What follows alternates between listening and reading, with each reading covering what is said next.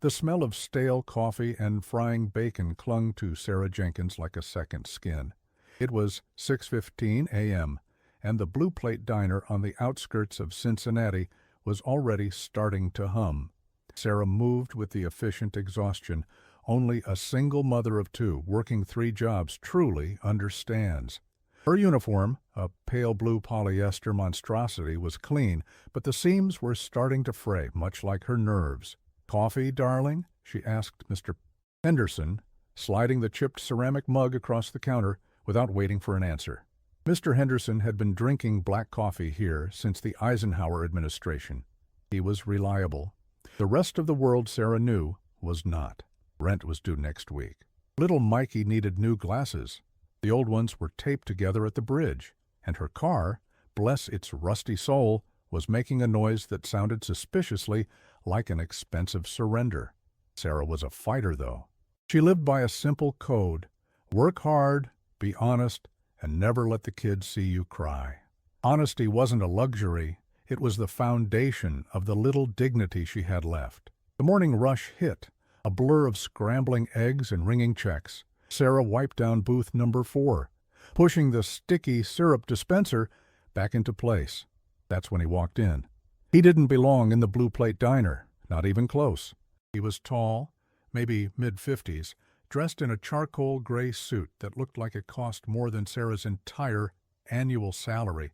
His shoes gleamed, reflecting the harsh fluorescent light, and he wore a watch, not a chunky, sporty thing, but something thin, silver, and utterly silent.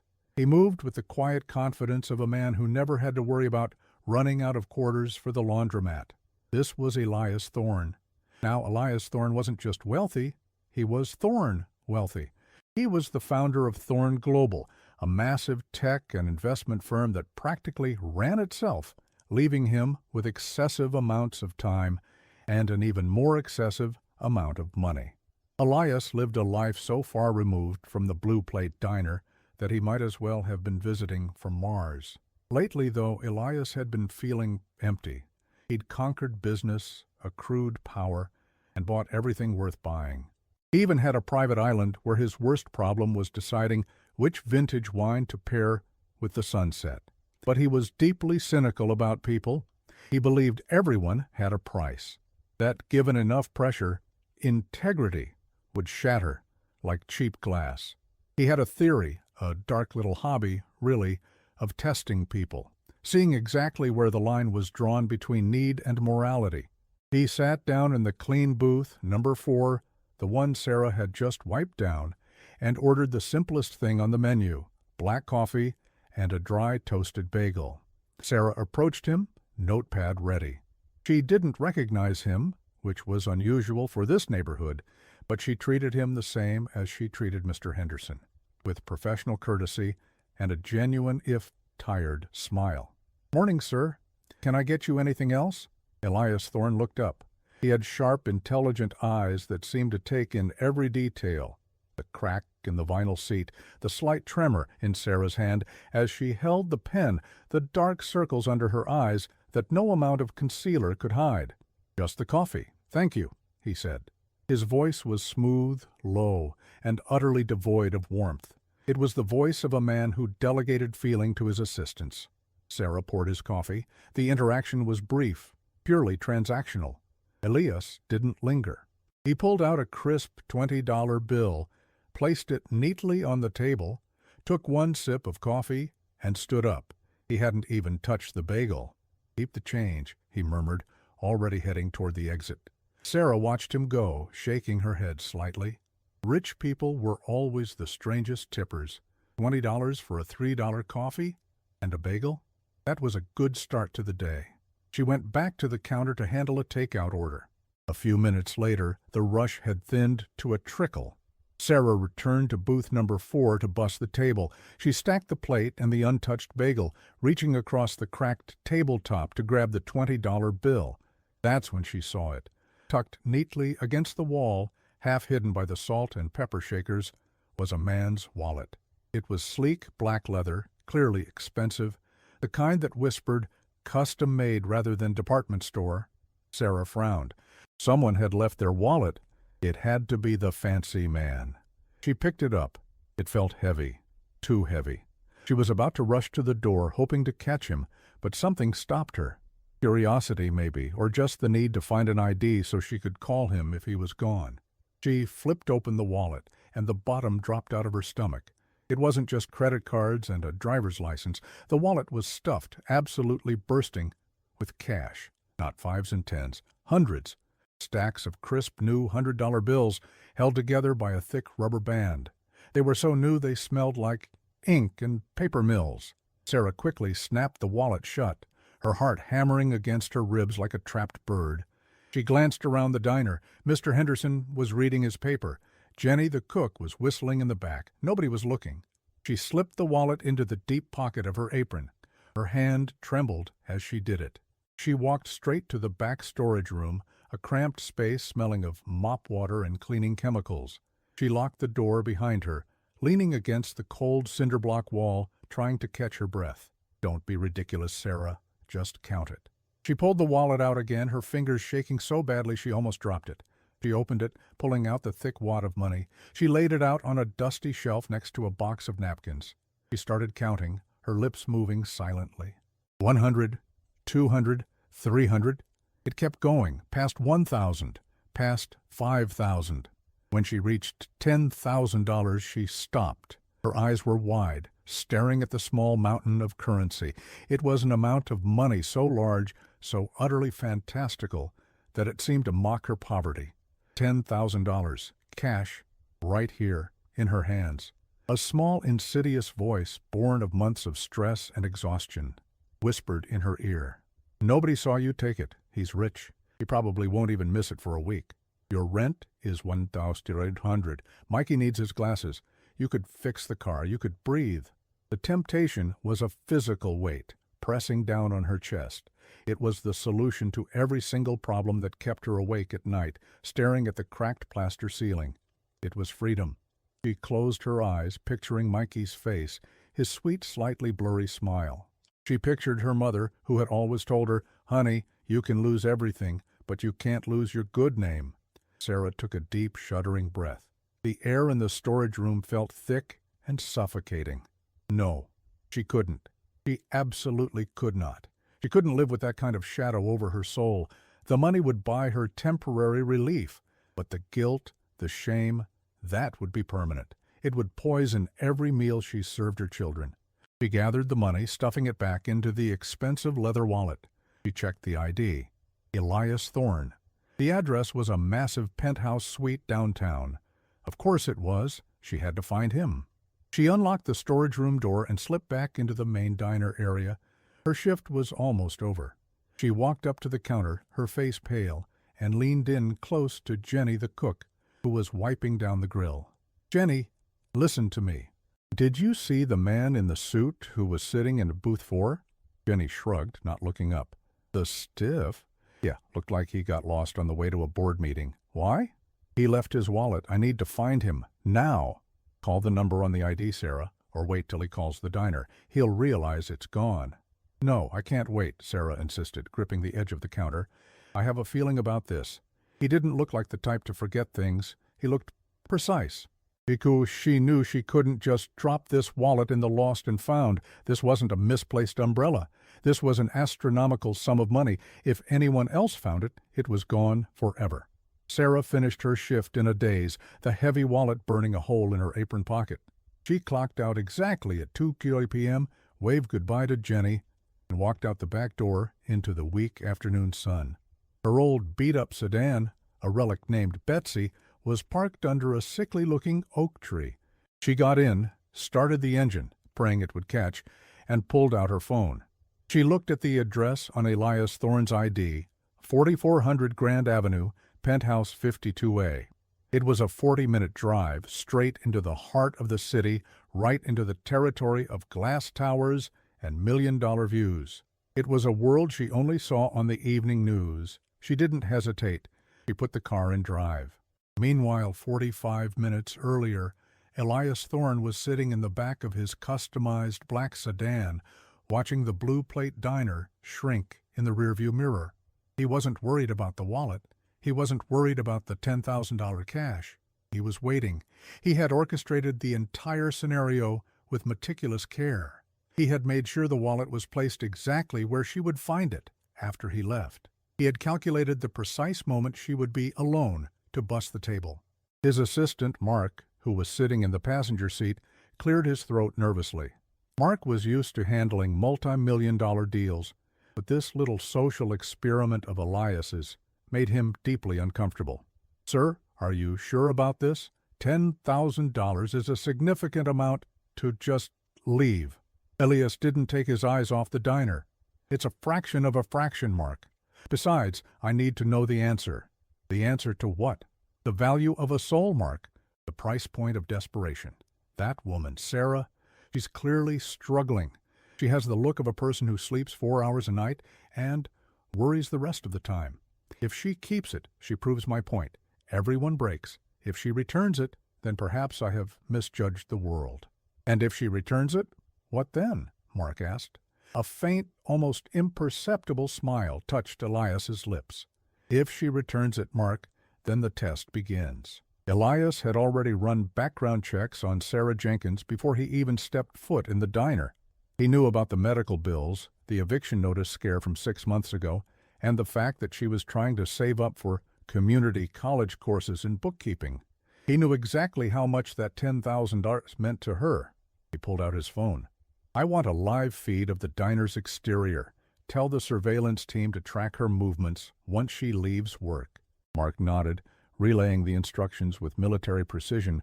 Elias leaned back, his expression unreadable.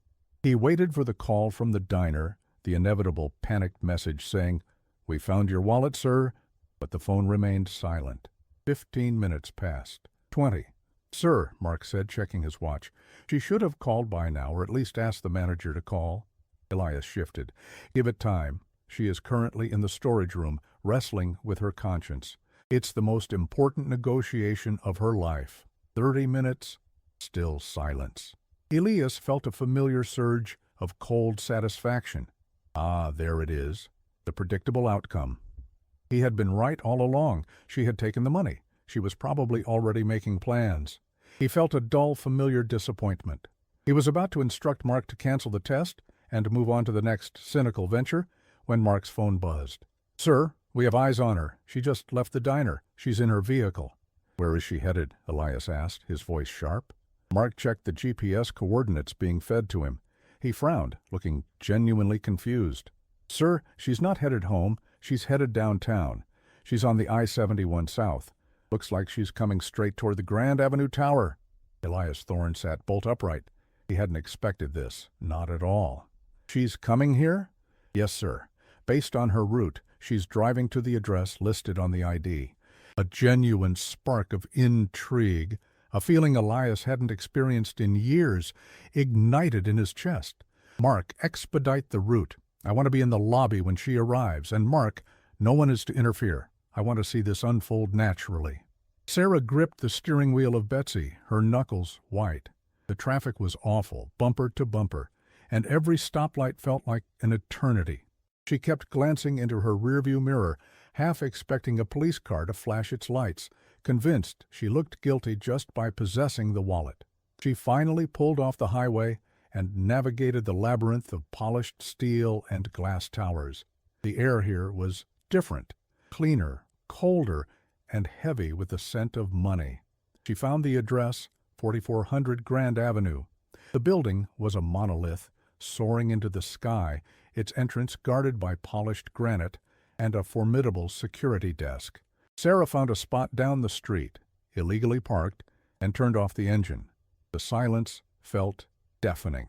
She reached into her apron pocket, retrieved the wallet, and held it in her hand. It felt less like a solution and more like a ticking time bomb. She walked up to the massive revolving glass doors. She felt utterly out of place. Her shoes were worn, her uniform stained by a rogue splash of mustard from the lunch rush. She looked like a lost mouse in a marble palace. She approached the security desk, where a man in a crisp uniform sat behind a bank of monitors. "Excuse me, sir," Sarah said, trying to keep her voice steady. "I need to see Mr. Elias Thorne. I have something of his."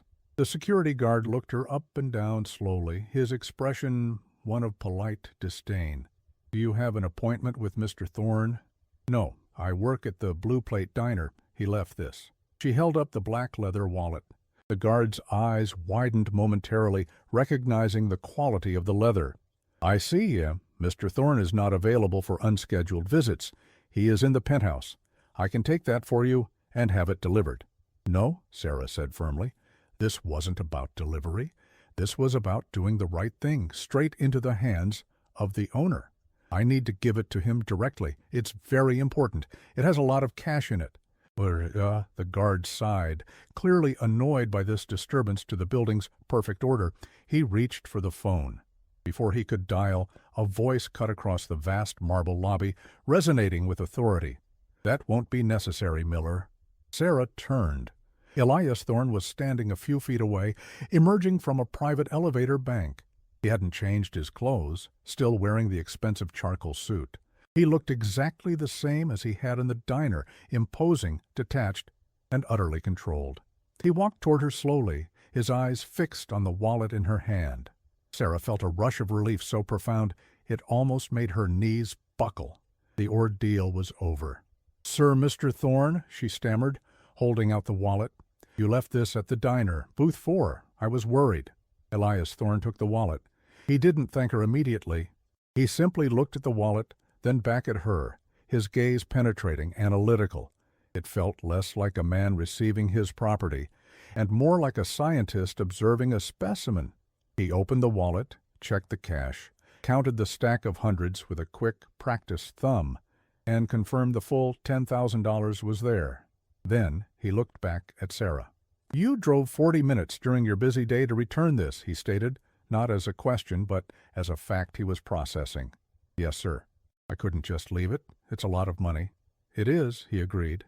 He paused, making the silence stretch, forcing Sarah to stand there under the intense scrutiny. "You work at the Blue Plate Diner. I saw your uniform. You don't make much money, do you, Sarah?" She stiffened slightly at the directness of the question. "I make enough to get by, sir."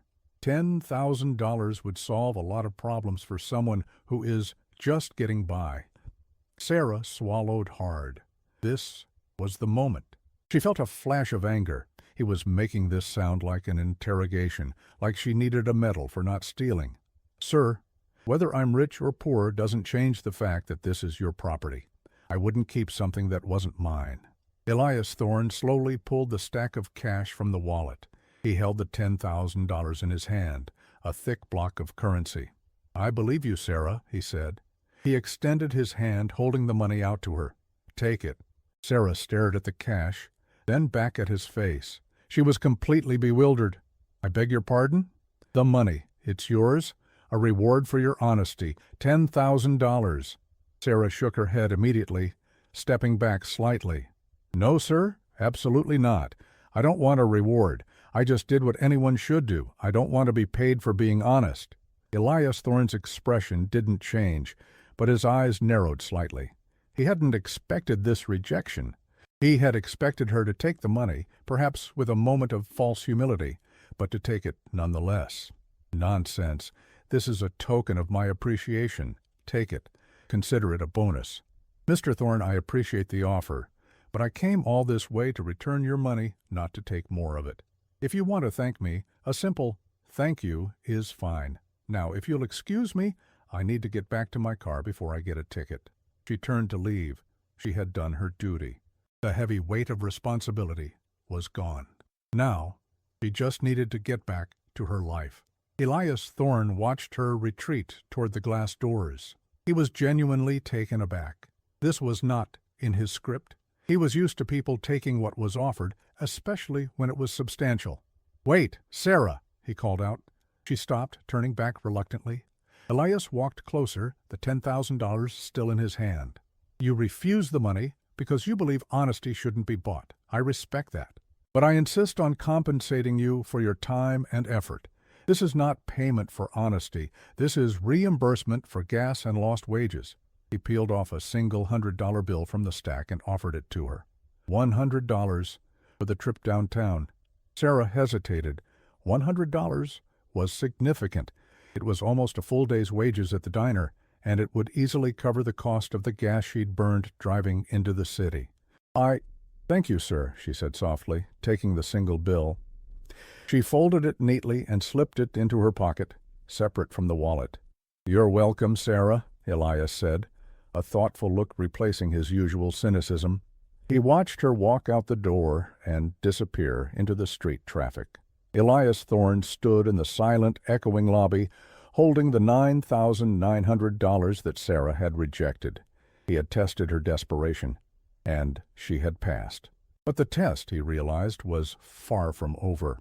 He looked at the security guard, Miller, who was pretending to be busy, but was clearly listening intently. Miller, did you get the name of that woman? Yes, sir, Sarah Jenkins. Works at the Blue Plate Diner. Elias nodded slowly. Get me Mark. I want a full report on her situation, her children, her debts, everything. I don't just want to know if she's honest, Miller. I want to know why she can afford to be. He walked back toward the private elevator, the rejection of the $10,000 echoing in his mind. For the first time in a long time, Elias Thorne felt a flicker of genuine curiosity, a desire to understand a human being who operated outside the predictable parameters of greed he had come to expect. He reached the elevator and pressed the button for the penthouse. The doors slid shut, leaving the polished lobby silent once more. Sarah, meanwhile, was speeding back toward her side of town, the single $100 bill feeling heavy and earned. She felt a lightness she hadn't felt in months. She was tired.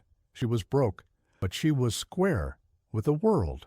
She had no idea that Elias Thorne's test had only just begun, and that rejecting his money was the single most important decision of her life. He wasn't done watching her, not by a long shot. He was now determined to push her boundaries further, to see if her honesty was a temporary shield or an unbreakable core. As Elias Thorne sat in his penthouse suite, looking out over the sprawling city, he made a decision. He wasn't going to just reward her. He was going to challenge her foundation.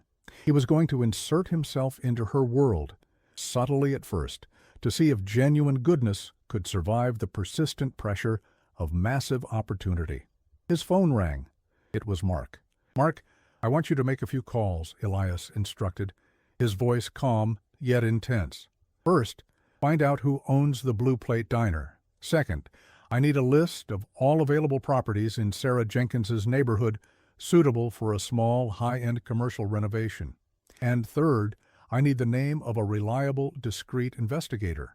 I want to know everything about her struggle, and I want to know it yesterday. Mark paused on the other end. Sir, with all due respect, what exactly are we building here? Elias looked down at the remaining $9,900 in his hand. We are building a scenario, Mark. We are going to find out if Sarah Jenkins's honesty is truly priceless or if it just requires a higher bid. The game was officially on. But Sarah Jenkins had no idea she was the main player. She was just focused on getting home in time to help Mikey with his homework and maybe, just maybe, use that $100 to buy the tape needed to fix those glasses for good. She was thinking small, while a billionaire high above the city was planning something very, very big. Now, when Elias Thorne got an idea in his head, it wasn't just an idea, it was a corporate takeover. He wasn't the type of man to simply admire a diamond. He had to understand the geological forces that created it. And Sarah Jenkins, with her stubborn, unshakable honesty, was the most fascinating geological specimen he had encountered in decades. He stood in his penthouse office, the city glittering below him like scattered change, and he spoke to Mark, his assistant, in a voice that was calm yet humming with purpose. Mark, I misspoke earlier. I don't just want to know why she can afford to be honest. I want to know if that honesty can withstand genuine prosperity. Poverty is a terrible teacher, but wealth is the true test of character. Mark, ever the professional, had already compiled a detailed file on Sarah. He laid it out on the polished mahogany desk. Sir, the background check is complete. Sarah Jenkins, 42. 2 children, Mikey, 10, Chloe, 7. Works 3 jobs. Current main income is the diner. Major debt is medical. Her son's eye condition requires specialized care not fully covered by her insurance. She lives in a rental near the West Side. She has been trying to save for community college tuition to study bookkeeping, but obviously that fund is negligible. Elias tapped the photo of Sarah in her blue polyester uniform. Bookkeeping. Interesting. She seeks structure and accountability, even in her aspirations. Sir, about the Blue Plate Diner, Mark continued, referring to the first instruction. It's owned by an elderly gentleman named Frank Peterson. He's been trying to sell for years. He's tired. His price is reasonable given the location. Elias didn't hesitate. Buy it. Today. I want it done through a holding company, Grandview Acquisitions. No direct link to Thorn Global, no paper trail leading back to me. Frank Peterson gets his asking price plus 50% bonus for immediate closure and discretion. I want the deed signed before sunrise tomorrow. Mark swallowed hard. This was an extraordinarily fast acquisition for a greasy spoon diner, but he knew better than to question the speed of Elias's current fixation. Understood, sir. And the properties in her neighborhood? I need a small, viable commercial space near her home, something she would pass every day, something currently vacant, but structurally sound. I want to use that space to launch the next phase of the test. And the investigator? He needs to be discreet. I don't want Sarah to feel surveilled. I want him to track her financial situation after we intervene. I need to know every decision she makes, every dollar she spends. We are creating a controlled environment, Mark, a moral laboratory. The next few days were a blur of high finance and low-key real estate maneuvering. Elias Thorne, the man who shaped global markets, was now obsessively focused on buying a small, brick-and-mortar diner on the edge of Cincinnati. Meanwhile, Sarah Jenkins was living a small, beautiful moment of relief. The $100 Elias had given her went straight to the most pressing emergency. She took Mikey to the optometrist, who made custom lenses. "Look, Mom, I can see the leaves on that tree," Mikey exclaimed, spinning around on the sidewalk outside the clinic, his new, sturdy blue frames perfectly fitted to his small face. Sarah watched him, a lump forming in her throat. That $100 had bought her son clarity and safety. It was the purest money she had ever earned. She felt a surge of gratitude toward the strange, cold billionaire, not for the money, but for the validation of her choice. She had been honest, and in a small way the world had rewarded her for it. Life at the Blue Plate Diner, however, was about to change. 3 days after the wallet incident, Frank Peterson, the old owner, gathered the staff in the back, tears welling up in his eyes. "Kids," he said, his voice thick with emotion, "I sold the place. Today was my last day. Grandview Acquisitions is taking over. They're a big outfit, moving into local markets. They promised no immediate layoffs, but things are going to be different." A wave of dread washed over the staff. Change in a place like the Blue Plate Diner usually meant worse hours, less pay, or, worst of all, a new manager who didn't know the difference between a hash brown and a home fry. Sarah felt a familiar tightening in her stomach. Just when she thought she had stabilized, the ground shifted again. The next morning, the diner doors opened to a slightly jarring sight. The old, worn checkout counter was gone, replaced by a sleek, modern tablet system. The chipped mugs had been replaced by heavier, gleaming white porcelain. It was still the Blue Plate Diner, but it felt like it had been polished with a high-powered corporate buffer. And then there was Brenda.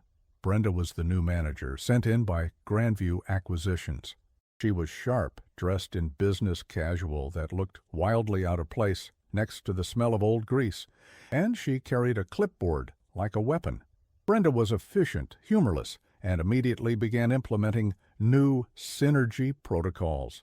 Sarah, who valued efficiency, tried to adapt. She worked harder, moving faster, trying to prove her worth to the new regime. 2 weeks into the new ownership, Brenda called Sarah into the cramped, newly painted office in the back. "Sarah, sit down," Brenda said, gesturing to a plastic chair.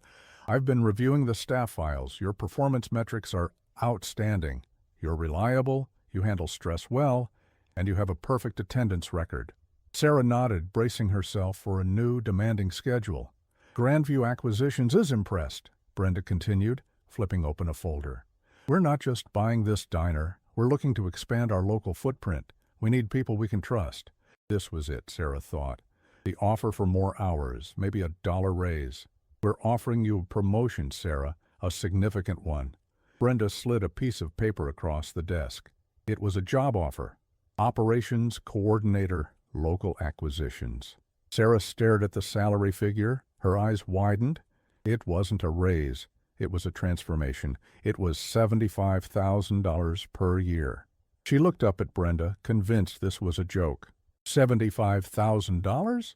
For what exactly? It's a transitional role, Brenda explained, leaning forward conspiratorially. Grandview is acquiring another small commercial property nearby. We need a trusted local liaison to manage the initial construction phase and handle the local payroll and accounts, reporting directly to me. Since you've been saving up to study bookkeeping, this is a perfect real-world opportunity. We'll even pay for your tuition at Cincinnati State. Sarah's hands were shaking. $75,000. Tuition paid. This wasn't just solving her problems. This was annihilating them. This was college funds, a real car, health insurance that didn't leave her terrified every time Mikey sneezed. I don't know what to say, Sarah whispered, tracing the number with her finger. Say yes, Brenda prompted, smiling professionally. You start immediately. Your first task will be overseeing the renovation of our new property, the old bakery space on Elm Street. We need someone to manage the invoices and sign off on the contractor payments. Sarah took the papers home that night. She couldn't sleep. She spread the job offer out on her kitchen table, studying every line. It was real. It was her escape route. The next day, she accepted. How could she not? Elias Thorne received the news from Mark with a quiet sense of triumph. She accepted the operations coordinator role, sir. Her first day is Monday. We have secured the old Elm Street bakery space, and the renovation schedule is aggressive. She will be the primary point of contact for all payments. Elias smiled faintly. Excellent. Now, Mark, listen closely. The salary of $75,000 is generous, but the real test is in the details of the job. I want the invoices she handles to be complex, not overtly fraudulent, but messy. I want the contractor bids to be inflated, but plausibly so. And I want the payroll documents to include an extra phantom employee, a small recurring padding. Mark looked horrified. Sir, you want her to commit fraud? No, Mark. I want to see if she notices the fraud. And if she notices, I want to see if she signs the checks anyway. We are testing her vigilance and her willingness to challenge authority, especially when that authority is paying her enough to change her life. Elias leaned back, running a hand over the smooth leather of his chair. If she questions the numbers, she risks losing the job, the salary, and the tuition. That is the pressure point. Does she choose comfort and silence, or financial peril and integrity? The next few weeks were a dizzying ascent for Sarah. She quit her other 2 part-time jobs and traded her blue uniform for professional attire, thrift store finds but clean and crisp. She still worked at the diner in the mornings, training her replacement, but her afternoons were spent at the new property on Elm Street. The old bakery was being gutted and transformed into what Brenda vaguely called a boutique commercial space. Sarah was suddenly dealing with contractors named Vinny and Rick, who spoke a language of load-bearing walls and dry rot remediation. She threw herself into the work, spending evenings studying basic accounting principles to keep up. She was determined to prove that Grandview Acquisitions hadn't made a mistake. The money started flowing in. Her first paycheck was staggering. She paid her rent 2 months in advance. She bought the kids new clothes. She even started putting money into the savings account for the tuition that Grandview had promised to cover. But soon, the complexity of the job began to feel heavy. She was responsible for reviewing and signing off on all invoices before they went to the main office for payment processing. The documents were overwhelming. Hundreds of line items for plumbing, electrical, and structural materials. One Friday afternoon, sitting at a folding table in the dusty Elm Street space, Sarah was reviewing the invoice from the main carpentry contractor. Her elementary bookkeeping studies kicked in. She saw a charge for 20 sheets of specialized, high-density plywood. The price per sheet was listed at $120. Sarah frowned. She had checked prices online just last week for a different project. That specific plywood was usually around $85 a sheet retail. A large contractor should be getting it for $75 or less. She pulled out her calculator. The markup was significant, almost $900 extra on this single item. Maybe it includes delivery, she thought, trying to be fair. Maybe it's union labor? She kept reviewing. She found another discrepancy, a charge for 50 hours of emergency overtime, billed to a Tuesday afternoon, when she knew for a fact the crew had left the site at 4:30 p.m. The discrepancies were small, but they added up. They were hidden in the noise of thousands of dollars in construction costs. They were exactly the kind of things a busy, untrained operations coordinator would overlook. Sarah felt that familiar, cold knot in her stomach, the same feeling she had when she first opened Elias Thorne's wallet. She went to Brenda the next morning, clutching the suspicious invoice. "Brenda, I need to talk to you about the carpentry invoice for the Elm Street site," Sarah said, trying to sound professional, not accusatory. Brenda sighed, not looking up from her laptop. "Yes, Sarah? Did you sign off on it? We need to push that payment through today." "No, I haven't signed it. There are some questionable charges here. The plywood cost is inflated by at least 40%, and there's an overtime charge that doesn't match the site log." Brenda finally looked up, her expression shifting from impatience to something colder. "Sarah, you need to understand how large-scale acquisitions work. These are established contractors. We work with standard industry rates, and sometimes those rates include rush fees or other incidentals. You are not a procurement specialist. You are coordinating the paperwork. Your job is to verify the existence of the service, not to audit the price down to the penny." "But it's almost $1,000 over what it should be," Sarah insisted. "That's wasted money. If I sign this, I'm saying I agree the price is legitimate." Brenda leaned back, her voice dropping slightly, becoming subtly threatening. "Sarah, we hired you for your reliability and your efficiency. We did not hire you to disrupt established relationships or question our vendors. This is how the system works. Sign the invoice, submit the payment request, and move on to the electrical bids." The message was clear. Sign it or face consequences. Sarah felt the weight of the $75,000 salary pressing down on her. She thought of Mikey, his clear eyesight, the 2 months of paid rent. If she pushed this, she would be labeled difficult. She could lose everything she had just gained. She stood there, the invoice crumpled slightly in her hand, caught between the promise of stability and the demand for compliance. High above the city, Elias Thorne was watching the feed from a hidden camera placed discreetly in the office at the Blue Plate Diner. He saw the exchange between Sarah and Brenda, who was in fact an actress hired specifically for this role, coached by Mark. "She's resisting the inflation, Mark," Elias murmured, fascinated. "She's prioritizing $900 of the company's money over her entire future. Most people would rationalize this away instantly. It's just corporate money. They won't miss it." "Brenda played the pressure card, sir," Mark replied, watching the monitor. "She made it clear that signing is mandatory for continued employment."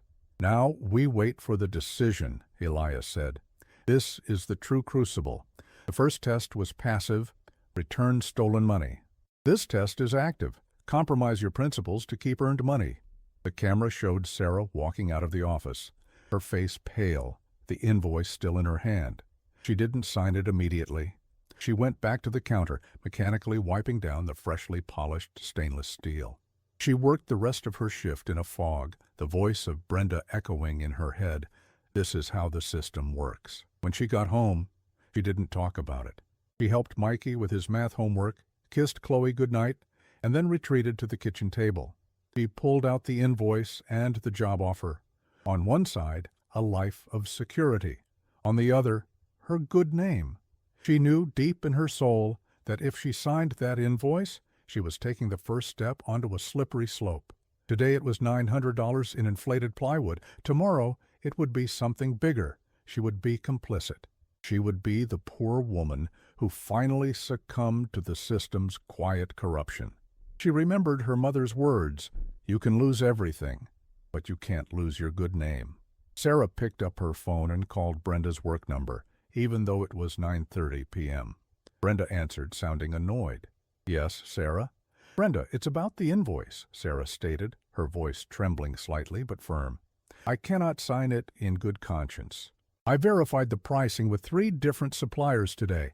The contractor is overcharging Grandview Acquisitions by 38% on the materials alone. I can't approve a payment that I know is fraudulent." A long, chilling silence stretched across the line. "Sarah, I told you this is not your decision to make," Brenda finally said, her voice icy. "You are challenging the integrity of a key vendor and ignoring a direct instruction from your manager." "I'm protecting the company's assets," Sarah countered, surprised by her own courage. "I can't do this job if I have to lie on paper." "I won't." "Fine, Sarah," Brenda snapped. "If you refuse to perform the basic duties of your position, then we have a serious problem. I will inform the main office tomorrow. Don't come into the Elm Street site until you hear from me." The line went dead. Sarah placed the phone back in its cradle. Her heart was pounding, but the knot in her stomach was gone. It was replaced by a hollow, sickening realization. She had just thrown away $75,000, paid tuition, and the best opportunity of her life. She looked at the job offer one last time, then slowly, deliberately, ripped it in half. She was unemployed again, except for the few remaining shifts at the diner. She was back to square one, but she was clean. The next morning, Elias Thorne watched the final interaction video, his face a mask of awe. "She did it," he breathed, leaning back in his chair. "She chose principle over prosperity. She literally fired herself to save us $900. Mark, who had been genuinely worried about Sarah's future, looked relieved and slightly stunned. "Sir, I've never seen anything like it. She walked away from a life-changing salary." Elias stood up, walking toward the window. The cynicism that had defined him for years was finally cracking. "Mark, this is not just honesty. This is a commitment to a moral code that is absolute. She is not operating on a sliding scale. She is a foundation of integrity in a world built on compromise." Elias felt a genuine, unfamiliar warmth. He realized that his test had failed to prove his point, that everyone has a price, but it had succeeded in restoring a piece of his own lost faith. "The test is over, Mark," Elias declared. "She passed. Now the reward begins." "Sir? What kind of reward?" "A permanent one, something that honors her principles, not just her poverty. First, call Brenda and terminate her contract immediately. Tell her the acquisition team found her accounting methods unacceptable. Then, I want you to go to the Elm Street site, pay off the fraudulent contractor, but make it clear they are blacklisted from Grandview Acquisitions forever." Sarah's audit was correct. Elias paced the room, the ideas coming fast now. This wasn't a cynical exercise. It was a mission of redemption. "And Sarah, we need to handle this delicately. She cannot know I am involved. Her pride is as strong as her morality." "How do we get her the reward without her knowing?" Mark asked. "We don't give her money, Mark. We give her opportunity, built on her own merit. Remember that bookkeeping course she wanted to take? We're going to give her a chance to use those skills without the pressure of having to compromise." Elias picked up the phone. "Call the local community college. I want to establish a scholarship fund in Frank Peterson's name, the previous diner owner. A full ride, including books and childcare stipends, for one deserving student seeking a degree in business or accounting. I want the criteria to match Sarah Jenkins's profile exactly. Single mother, working in the service industry, demonstrable commitment to ethics." Mark began dialing furiously. "A scholarship. That's brilliant, sir. She'll think it's a random act of kindness." "It is not random, Mark. It is surgical. But that's only the beginning. We need to secure her future." Elias looked down at the Blue Plate Diner, now officially owned by his shell company. "Mark, I want to establish a new position at the diner. Not manager, not coordinator, something independent.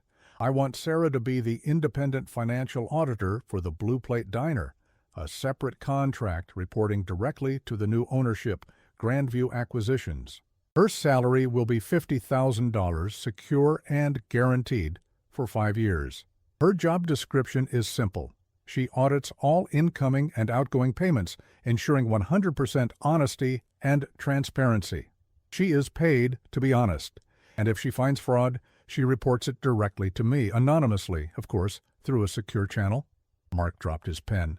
Sir, you are paying her to be the conscience of the company. Precisely. We're turning her moral compass into a professional asset. It's the only way she'll accept the money, if she feels she is earning it through her integrity. Within 48 hours, the pieces were moving. Sarah was still reeling from the sudden loss of the coordinator job, back to scrambling for extra shifts at the diner, when Brenda walked in looking defeated. Sarah, the main office reviewed the Elm Street invoices, Brenda said, her voice flat. They found significant discrepancies in the contractor billing. You were right. The contractor has been terminated, and as for me, I'm being replaced, effective immediately. Sarah stared. She had been right. The company had actually listened. I'm sorry, Sarah, Brenda added, with a strange mix of resentment and admiration. You were too honest for that job, maybe too honest for this company. Brenda left, and a few hours later, a genuinely new manager, a kind older woman named Mrs. Rodriguez, took over. On Friday, Sarah received a thick envelope in the mail from Grandview Acquisitions. She opened it nervously, expecting a final severance check. Inside was a letter detailing the new independent financial auditor position, along with the 5-year guaranteed contract for $50,000 a year and the specific duties. To ensure the ethical integrity of our local operations, we require an independent auditor with a proven commitment to transparency and moral standards. The ideal candidate must have recently demonstrated a willingness to prioritize corporate integrity over personal gain. The job was tailored exactly to her recent actions. Sarah sat down hard on her worn sofa. $50,000, a stable income, secure for 5 years. A job that paid her to do what she believed in. She didn't understand how this opportunity had landed in her lap, but she recognized the value of the offer. It wasn't charity. It was a contract for her expertise, her integrity. She signed it immediately. A few days later, she received another letter, this time from Cincinnati State Community College, informing her of a new scholarship, the Frank Peterson Legacy Fund for Ethical Business Students. She was encouraged to apply based on her years of service and recent professional endorsements, which, unbeknownst to her, Elias had arranged. Sarah applied and was accepted. She was going to college. She was going to be an auditor. Her life, built on the unsteady foundation of 3 minimum wage jobs, was suddenly solid. Elias Thorne watched the entire process unfold from afar. He saw the acceptance of the job, the enrollment in the college, and the clear relief in her face captured by the discreet security cameras he still had monitoring the diner. The ultimate test, he realized, was not whether she would steal, but whether she would compromise. She had proven she would not. He sat with Mark, finalizing the paperwork for the permanent endowment of the Frank Peterson Scholarship Fund. Mark, the final piece, Elias said, I want you to find a way to anonymously pay off the rest of her medical debt, Mikey's outstanding bills. Use a foundation, make it untraceable. I want her to start her new life completely clean. Understood, sir. So the experiment is concluded? Mark asked. Elias leaned back, a rare, genuine smile touching his lips. The experiment is concluded, Mark, and the results are astonishing. There are people in this world who cannot be bought, no matter the price. Sarah Jenkins is one of them. He paused, looking out at the city lights. And now I have a new project. I need to figure out what to do with a $50 million investment firm that just bought a $3 coffee shop. The Blue Plate Diner, sir? Yes. It's no longer a test site, Mark. It's now the headquarters of the Thorne Global Integrity Initiative. We're going to use it as a case study. We're going to staff it with people like Sarah, pay them well, and prove that ethical business practices are not just morally superior, but financially viable. Elias Thorne, the cynical billionaire, had been transformed by a single mother's decision to return $10,000. He hadn't just tested her honesty. He had found his own lost purpose. He was going to spend the next phase of his life proving that integrity was the most valuable asset in the world. Sarah Jenkins, the new independent financial auditor, walked into the Blue Plate Diner the next morning wearing a clean, smart blouse and carrying her new college textbooks. She greeted Mrs. Rodriguez and headed straight for the small, secure office the new owners had built just for her. She was paid to be honest. She was going to college to learn how to be a better auditor. She had no idea who was behind her sudden good fortune, only that she had earned it, not by asking for it, but by refusing to compromise when it mattered most. The coffee smelled fresh, the new equipment gleamed, and the future, for the first time in a very long time, looked incredibly bright. The quiet game was over, and Sarah Jenkins had won far more than she could have ever imagined.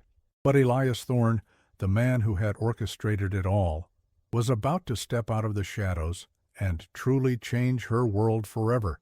He had one final breathtaking move left to play. Sarah Jenkins, the newly minted independent financial auditor, settled into her new routine with the quiet joy of a person who finally felt the ground beneath their feet. The Blue Plate Diner, under the steady hand of Mrs. Rodriguez, was thriving. It felt cleaner, the staff morale was up, and the new audit system Sarah was implementing was surprisingly straightforward. Her job was to review the books, ensure every receipt matched every expense, and flag any discrepancies. She was paid well to be meticulously honest, and she loved it. In the afternoons, she attended classes at Cincinnati State, juggling accounting principles with the reality of raising 2 kids. Mikey's vision was perfect, and Chloe was thriving. The constant grinding fear that had been her companion for years was finally lifting. She often thought about the strange, cold man in the charcoal suit, Elias Thorne.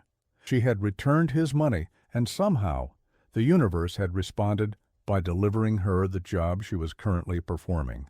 It felt like karma, a profound validation that honesty truly paid off, not in quick cash, but in earned stability. She never suspected the extent of the invisible hand guiding her fate. A few weeks after starting her college courses, Sarah received a formal invitation delivered by courier to the diner. It was printed on heavy cream-colored stationery bearing the discreet logo of Grandview Acquisitions. It read, "Ms. Jenkins, the ownership of Grandview Acquisitions requests a brief, confidential meeting to discuss the future of the Integrity Initiative. Lunch this Friday, 1 p.m., at your place of employment." Sarah felt a surge of professional nervousness. She was an auditor. She reported to them. She didn't usually meet with them.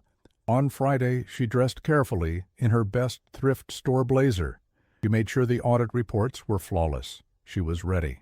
Exactly at 1 p.m., after the lunch rush had cleared and only Mr. Henderson remained nursing his coffee in booth 4, the front door swung open. It wasn't Brenda. It wasn't a lawyer. It was Elias Thorne. He was wearing the same charcoal suit, the same gleaming shoes, and the same silent, expensive watch. He looked around the diner, not with the detached curiosity of a wealthy tourist, but with the proprietary air of an owner. He walked straight toward the booth Sarah was waiting in. Mrs. Rodriguez, the manager, scurried over, looking nervous. "Mr. Thorne, sir, welcome. Is everything to your liking?" Elias gave a brief, dismissive nod. "Everything is exactly as it should be, Mrs. Rodriguez." "Thank you. Please, leave us." Mrs. Rodriguez retreated quickly. Sarah stared at Elias Thorne, a cold realization dawning on her. "You're the owner," she stated flatly. "Grandview Acquisitions. It's you." Elias sat down opposite her, his sharp eyes fixed on her face. He didn't deny it. "In a manner of speaking, yes, Sarah. I own the building, the business, and I paid for the new porcelain mugs. And the $75,000 job? The Elm Street site? That was you, too?" "Every detail, Sarah. Every single detail." Sarah felt a mixture of profound shock and a deep, burning resentment. She had been tested. She hadn't earned this opportunity. It had been engineered. "You set me up," she accused, her voice low and tight. "The wallet, the $10,000, the inflated invoices. You were watching me the whole time." Elias leaned forward, his expression softening slightly, a rare sight. "I was, Sarah, and I owe you an apology for the method, but not for the outcome. I came here a cynical man, convinced that everyone, given enough pressure, would fold. You had every reason to take that $10,000. You had every reason to sign that fraudulent invoice and secure your children's future. Poverty is a merciless master. He paused, letting his words sink in. But you didn't fold, Sarah. You showed me that integrity is not a luxury reserved for the wealthy. It is a choice made by those who value their character above all else. You chose the moral peril of unemployment over the comfort of complicity.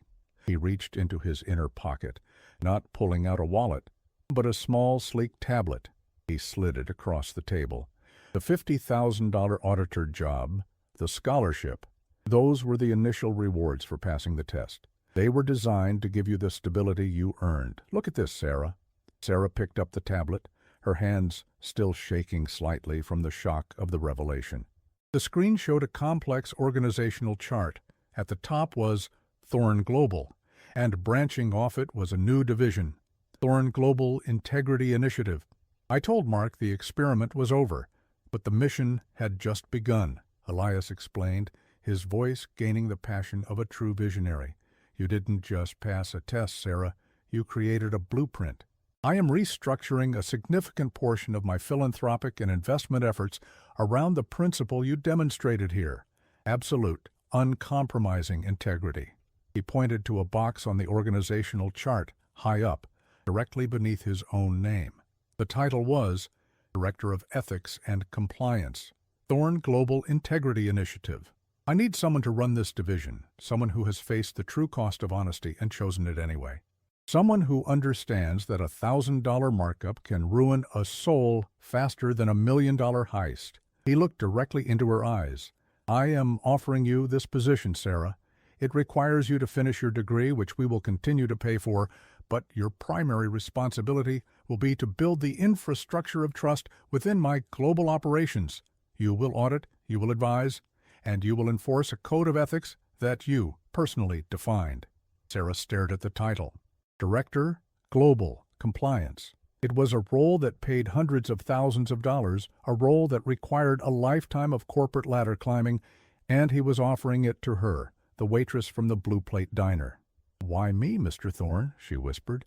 "You could hire anyone, an MBA from Harvard, a former SEC regulator." "Because they have never had to choose between their principles and their children's dinner, Sarah," Elias said, a profound truth in his voice. "They know the theory of ethics. You know the sacrifice. I need someone who has skin in the game. I need your moral compass." He leaned back, finally allowing a hint of respect, even admiration, into his sharp features. "The salary is commensurate with the responsibility, but that's secondary. The real value is the power to enforce the very principles that saved your life and, frankly, saved a small piece of my soul. You will be the foundation of this initiative." Sarah put the tablet down. She looked around the Blue Plate Diner, the place that represented her years of struggle, the place where she had faced her greatest temptation, and the place that was now the unlikely launching pad for her future. She realized the $50,000 job hadn't been the end of the reward. It had been the internship. She took a deep breath, the smell of fresh coffee and old grease grounding her. "Mr. Thorne," she said, her voice now completely steady, "I accept the offer, but I have one condition." Elias raised an eyebrow, intrigued. "A condition?" "Yes, I accept the position on the condition that this initiative doesn't just focus on the massive fraud, but on the small, quiet acts of integrity. We need to create systems where honesty is not a struggle, but a standard. And I want the Frank Peterson Scholarship Fund to be permanent and expanded, reaching other single parents who are fighting to stay honest." Elias Thorne smiled, a full, genuine smile that transformed his usually severe face. It was the smile of a man who had been searching for something priceless and had finally found it. "Consider it done, Sarah," he said.